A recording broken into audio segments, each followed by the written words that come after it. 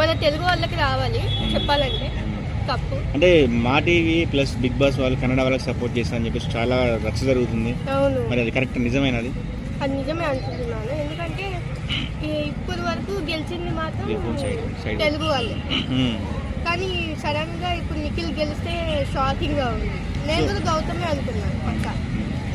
So గెలిచింది గౌతమ్ కానీ ప్రజల గుండెల్లో, గెలిచింది నిఖిల్ కానీ ప్రజల గుండెల్లో గౌతమ్ ఉందని చెప్పేసి చాలా మంది అంటున్నారు.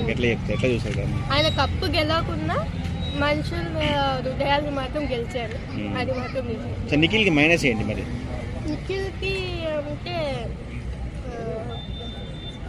గేమ్ అంత మంచిగా ఫోకస్ అంటే చేయలేదు. అందరు ఏమంటున్నారంటే బిగ్ బాస్ ముందు నుంచి నిఖిల్ ఉన్నాడు, మధ్యలో వచ్చాడు అశ్వత్థామ. మంచిగా ఆడడమే ముఖ్యం. మంచిగా ఆడారు కాబట్టి గౌతమ్కి అంత ఫ్యాన్స్ ఉన్నారు. పర్లేదు అయినా